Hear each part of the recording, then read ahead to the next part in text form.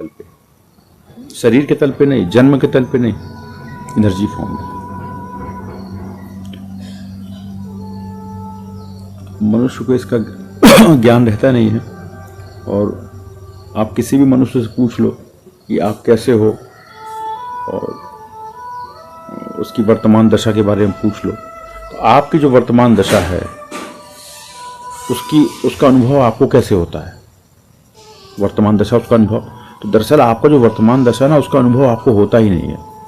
किसी भी व्यक्ति को अपनी वर्तमान दशा का अनुभव नहीं होता ना। भविष्य का तो बहुत दूर की बात है, भूत का तो सवाल ही नहीं उठता। तो आप पहले तो यह समझना पड़ेगा कि आप यह संबोधन किसके लिए है, किसको बोल रहे हो आप। आपके शरीर को आप बोला जा रहा है, आपके हाथ को आप बोला जा रहा है, कि आपके पैर को आप बोला जा रहा है, आपकी आंख को बोला जा रहा है। आप बहुत होशियार हो, यह संबोधन किसको है? यह संबोधन बुद्धि को है। आप बहुत सुंदर हो, यह संबोधन किसको है? यह आपके देह को संबोधन है।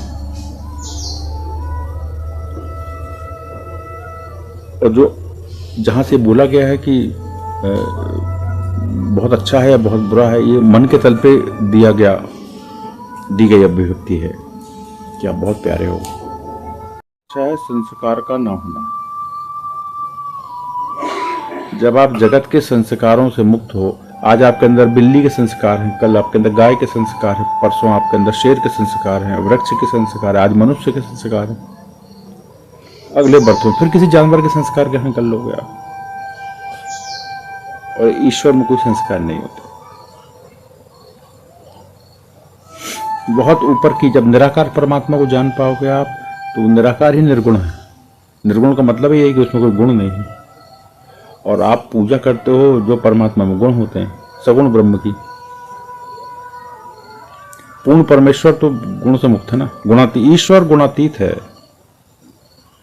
और आपकी महत्वाकांक्षा और आपकी हिम्मत देखो, मनुष्य की हिम्मत देखो आप। मनुष्य भगवान को सुला देता है, सो जाओ। मनुष्य भगवान को पंखा लगाता है, गर्मी लग रही होगी। मनुष्य अपने जैसा समझता है भगवान को, जैसे वो खुद सो रहा है भगवान सोएगा, और खुद खा रहा है भगवान खाएगा। खुद को गर्मी लग रही तो भगवान को गर्मी लगेगी। यह देह के तल पे बैठी भक्ति है, ये भक्ति का अशुद्ध स्वरूप है।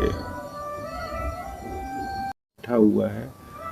मैं फिर आपसे एक ही बात में बार बार बोलता हूं, आप दिया साफ कर सकते हो, जोत साफ नहीं कर सकते। आप जोत को नहीं नहला सकते। अब ज्योति को तो तुम नहला नहीं पा रहे, भगवान को नहलाने चले। इन्हीं लोगों ने धर्म खराब किया।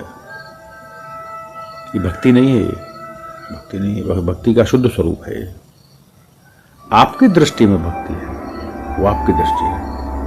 आपका बेटा राजा बेटा है, ये आपकी दृष्टि है। तो जब आपकी महत्वाकांक्षा बली होती है, और जब आप अपने सपनों को पूरा नहीं कर पाते, तो अपनी संतानों के माध्यम से उनको पूरा करने का प्रयास करते हैं, तब तो बोलते हैं राजा बेटा। आप जानते हो कि सबसे ताकतवर राजा होता है। आपका बेटा सामान्य बेटा, हाँ, ऐसी कोई धारणा नहीं है। आपका बेटा सामान्य बेटा ना। राजा तब बन पाओगे जब आपके पंचकोश पूरे रिक्त हो जाएंगे। जब पंचकोश पूरे रिक्त हो जाएंगे, संस्कार विहीन अवस्था जब बन जाएगी आपकी ना, संस्कार विहीन अवस्था वो ईश्वर की अवस्था है। ईश्वर में कोई संस्कार नहीं होते। परमात्मा सभी संस्कारों से मुक्त है।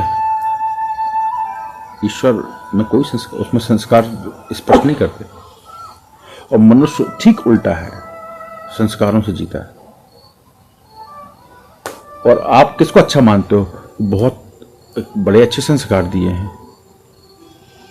तो जिसको जितने ज्यादा संस्कार आप दिए हो ना, वो आपकी मूल प्रवाह के विपरीत है वो। लेकिन गलत संस्कार का होने से अच्छा है अच्छे संस्कार का होना।